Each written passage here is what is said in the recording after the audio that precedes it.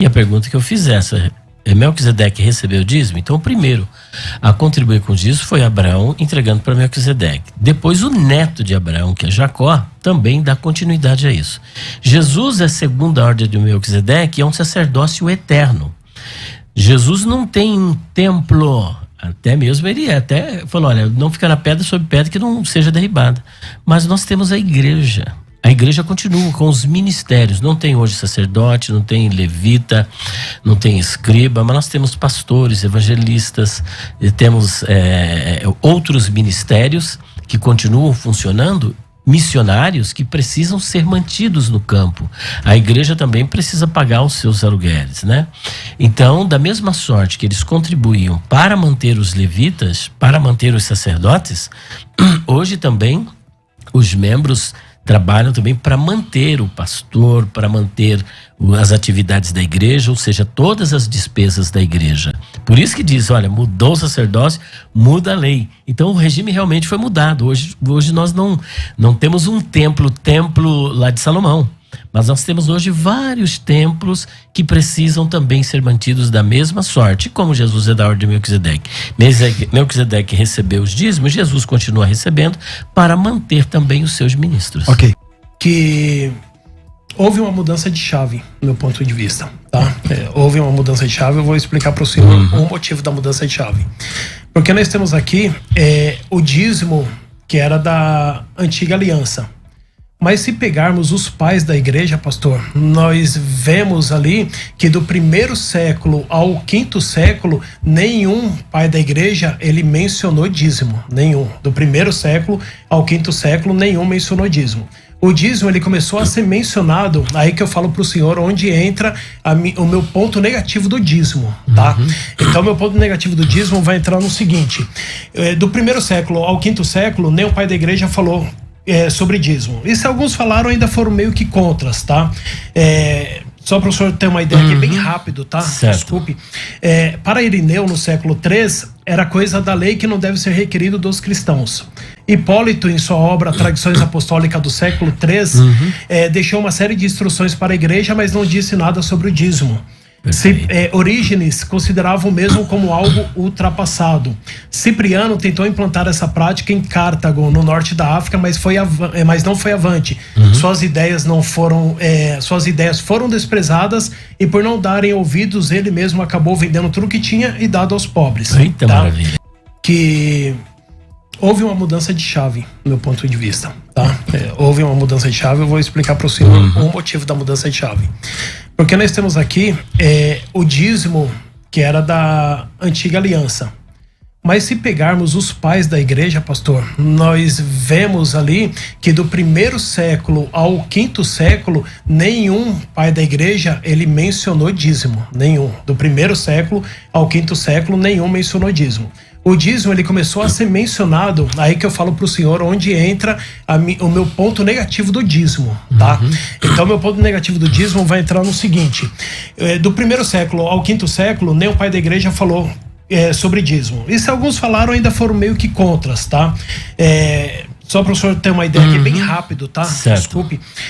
Para Irineu, no século III, era coisa da lei que não deve ser requerido dos cristãos. Hipólito, em sua obra Tradições Apostólicas do século III, deixou uma série de instruções para a igreja, mas não disse nada sobre o dízimo. Orígenes considerava o mesmo como algo ultrapassado. Cipriano tentou implantar essa prática em Cartago, no norte da África, mas não foi avante. Suas ideias foram desprezadas e, por não darem ouvidos, ele mesmo acabou vendendo tudo que tinha e dado aos pobres. Então, quando eu falo sobre dízimo, nós temos que entender que existe duas vertentes. Tem a vertente do Velho Testamento e tem a vertente imposta pela Igreja Católica Apostólica Romana, que é o que a grande maioria das igrejas hoje... Eu respeito muitos pais da igreja, inclusive eu faço alusão aos pais da igreja. Mas a primeira verdade que eu gostaria de deixar aqui explicitada é que os escritos dos pais da igreja não é a Bíblia. Para fins exegéticos, para fins hermenêuticos, para fins de doutrina, de padrão para a igreja, é só a Escritura. Isso ficou decidido na Reforma Protestante. Só Cristo, só a Reforma. Então, quando eu digo só os pais da igreja, eu tem um perigo. Mesmo Agostinho também, ele dá início ao purgatório. Existem tantas heresias apresentadas pelos pais da igreja que, se nós fôssemos aqui cumprir, seria um problema seríssimo. Então eu acho que nós abandonarmos as escrituras para lançarmos mão aos escritos dos pais da igreja como normativo para a igreja é um perigo. Segundo ponto, o senhor percebe que um disse assim, olha, você só faz se puder. Se todo mundo adotar esse princípio do se puder, ninguém contribui. O senhor já conhece aquela história, né? De que precisavam arrecadar 1.000 litros de leite. Aí colocaram um grande galão de 1.000 litros. Aí o pessoal falou, todo mundo vai colocar leite aqui, eu vou colocar 1 litro de água. Só que todo mundo pensou igual e ficou 1.000 litros de água. Então, se for no se puder, eu não posso nunca. A verdade é essa. Se não for pela fé, o senhor nunca pode. O senhor pode? O senhor não pode. Porque a gente sempre vai ter alguma coisinha pra gente gastar. Então, perceba que esse pai da igreja que disse isso, ele fere totalmente as escrituras porque não tem amparo. A contribuição é se puder, o dízimo é se puder, a oferta é se puder. Não existe isso nas escrituras. Então isso soa totalmente contrário. Agora o segundo ponto. O fato da igreja católica instituir o dízimo na sua igreja, isso daí não é argumento para eu parar de contribuir. Por exemplo, a igreja católica acredita na doutrina da Trindade. O senhor acredita ou rejeita? Acredito. Pois é, devia rejeitar, porque é a igreja católica. A igreja católica acredita que o Senhor Jesus Cristo é Deus. O senhor acredita ou rejeita? Acredita. O senhor está entendendo?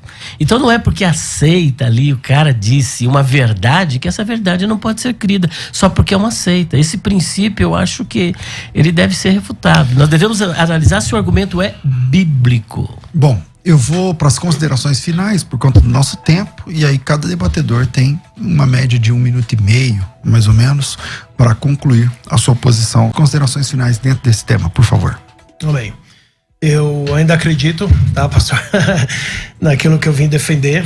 Eu acredito, a igreja não é isenta de contribuir, tá? Da mesma forma que o senhor falou que a igreja precisa ser sustentada, sim, acredito. Acredito que o pastor, sim, deva receber, tá?